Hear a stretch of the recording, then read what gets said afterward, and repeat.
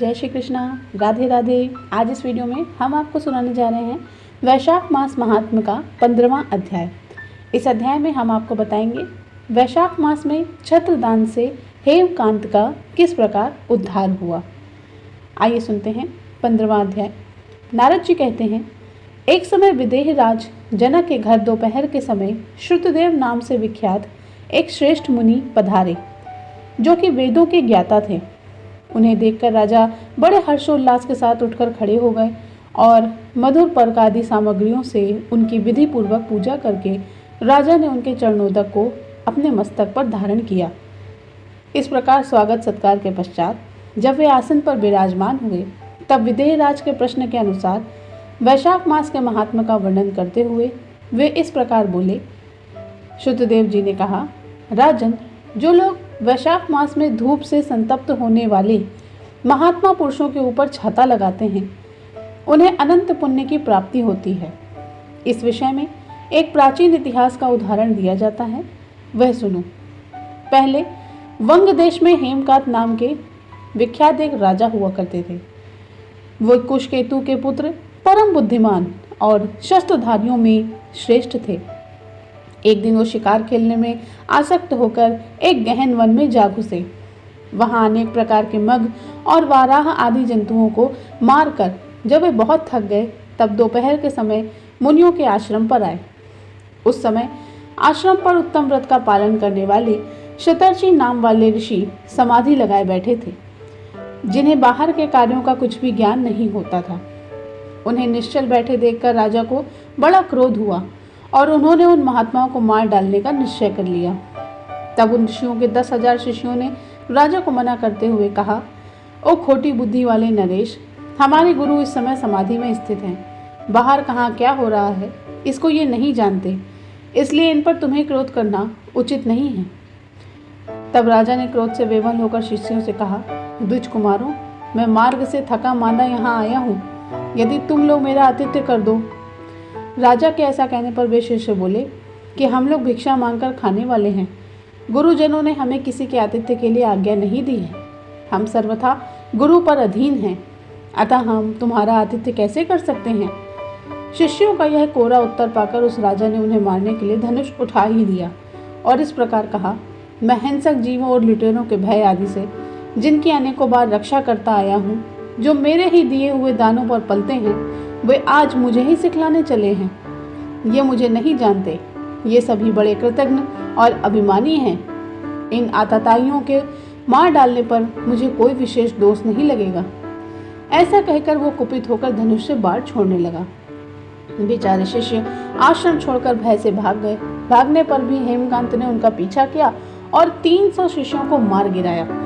शिष्यों के भाग जाने पर आश्रम पर जो भी कुछ सामग्री थी, उससे राजा के पापात्मा सैनिकों ने लूट लिया। राजा के अनुमोदन से ही उन्होंने वहां इच्छानुसार भोजन किया। तत्पश्चात दिन बीतते बीतते राजा सेना के साथ अपनी पुरी वापस आ गए। राजा कुशकेतु ने जब अपने पुत्र का यह अन्यायपूर्ण कार्य सुना, तब उसे राज्य करने के अयोग्य जानकर उसकी निंदा करते हुए उसे देश निकाला दे दिया। पिता के त्याग देने पर हेमकांत घने वन में चला गया। वहां उसने बहुत वर्षों तक निवास किया। ब्रह्म हत्या भी उसका कुछ सदा ही पीछा करती रहती थी, इसलिए वह कहीं भी स्थिरता पूर्वक रह नहीं पाता था। इस प्रकार उस दुष्ट आत्मा के 28वें वर्ष व्यतीत हो गए और एक दिन वैशाख मास में जब दोपहर का समय हो रहा था, तब महामुनि तीर्थ यात्रा के प्रसंग से उस वन में आए। वे धूप से अत्यंत संतप्त होकर तृषा से बहुत पीड़ित हो रहे थे, इसलिए किसी वृक्षहीन प्रदेश की मूर्छित होकर गिर पड़े। दैवयोग से हेमकांत उधर से निकल रहा था। उसने मुनि को प्यास से पीड़ित, मूर्छित और थका मांदा देखकर उन पर बड़ी दया करी। उसने पलाश के पत्तों से छत्र बनाकर उनके ऊपर आती हुई धूप का निवारण किया।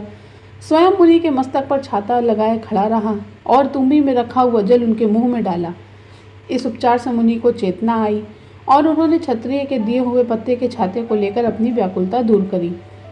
इनकी इंद्रियों में कुछ शक्ति आई और वे धीरे धीरे किसी गांव में पहुंच गए। उस पुण्य के प्रभाव से हेमकांत की 300 ब्रह्म हत्याएं पल भर में ही नष्ट हो गईं। इसी समय यमराज के दूत हेमकांत को लेने के लिए वन में आए। उन्होंने उसके प्राण लेने के लिए संग्रहणी रोग, पेट का गंभीर रोग पैदा कर दिया। उस समय प्राण छूटने की पीड़ा से छटपटाते हुए हेमकांत ने 3 अत्यंत भयंकर यमदूतों को देखा जिनके बाल ऊपर की ओर उठे हुए थे। उस समय अपने कर्मों को याद करके वह चुप हो गया। छत्रदान के प्रभाव से उसको विष्णु भगवान का स्मरण हो आया। उसके स्मरण करने पर महाविष्णु ने विश्वक्सेन को कहा, तुम शीघ्र जाओ और यमदूतों को रोको, साथ ही साथ हेमकांत की रक्षा करो। अब यह निष्पाप और मेरा भक्त हो चुका है। उसे नगर में ले जाकर उसके पिता को सौंप दो। साथ ही मेरे कहने से कुशकेतु को यह भी समझाओ कि तुम्हारे पुत्र ने अपराधी होने पर भी वैशाख मास में छत्रदान करके एक मुनि की रक्षा की है, अतः अब तुम्हारा पुत्र पाप रहित हो गया है। इस पुण्य के प्रभाव से वह मन और इंद्रियों को अपने वश में रखने वाला दीर्घायु, शूरता तथा उदारता आदि के गुणों से युक्त तथा तुम्हारे समान गुणवान हो गया है। इसलिए अपने महाबली पुत्र को तुम राज्य का भार संभालने के लिए नियुक्त कर दो। भगवान विष्णु ने तुम्हें ऐसी आज्ञा दी है। इस प्रकार राजा को आदेश देकर हेमकांत को उनके अधीन करके उसके यहाँ वापस लौट आओ। भगवान विष्णु का यह आदेश पाकर महाबली विश्वक्सेन ने हेमकांत के पास आकर यमदूतों को रोका और अपने कल्याणमय हाथों से उसके सभी अंगों को स्पर्श किया। भगवत भक्त के स्पर्श से हेमकांत की सारी व्याधि क्षण भर में ही दूर हो गई। तदंतर विश्वक्सेन उसके साथ राजा की पुरी में गए और उन्हें देखकर महाराज कुशकेतु ने आश्चर्यचकित होकर भक्तिपूर्वक मस्तक झुकाकर पृथ्वी पर साष्टांग प्रणाम किया और भगवान के पार्षद को अपने घर में प्रवेश कराया। वहां नाना प्रकार के स्त्रोतों से उसकी स्तुति और वैभव से उनका पूजन किया गया। तत्पश्चात महाबली विश्वक्सेन ने अत्यंत प्रसन्न होकर राजा हेमकांत को उस विषय में बताया संदेश जो भगवान विष्णु ने उन्हें दिया था और वह सब कुछ उनसे कह सुनाया। उसे सुनकर कुशकेतु ने पुत्र को राज पर बिठा दिया और स्वयं विश्वक्सेन की आज्ञा लेकर अपनी पत्नी सहित वन को प्रस्थान कर दिए।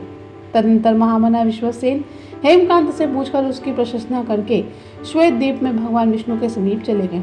तब से राजा हेमकांत वैशाख मास में बताए हुए भगवान की प्रसन्नता को बढ़ाने वाले शुभ धर्मों का प्रतिवर्ष पालन करने लगा।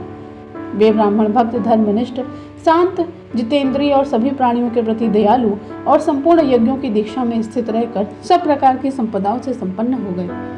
उन्होंने पुत्र पौत्र आदि के साथ समस्त भोगों का उपभोग करके भगवान विष्णु का लोक प्राप्त कर लिया। वैशाख मास सुख से साध्य अतिशय पुण्य देने वाला है। पाप रूपी ईंधन को अग्नि की भांति जलाने वाला, परम सुलभ तथा धर्म, अर्थ, काम, मोक्ष चारों पुरुषार्थों को देने वाला है। इति श्री वैशाख मास महात्म्य 14वां अध्याय, माफ कीजिएगा 15वां अध्याय समाप्त। दोस्तों, हमारे चैनल पर आपको वैशाख मास से जुड़ी हुई सभी कथाएं इसी प्रकार मिलती रहेंगी। चैनल पर बने रहिएगा। आशा करते हैं कि वैशाख मास का 15वां अध्याय आपको अच्छा लगा होगा। जय श्री कृष्णा।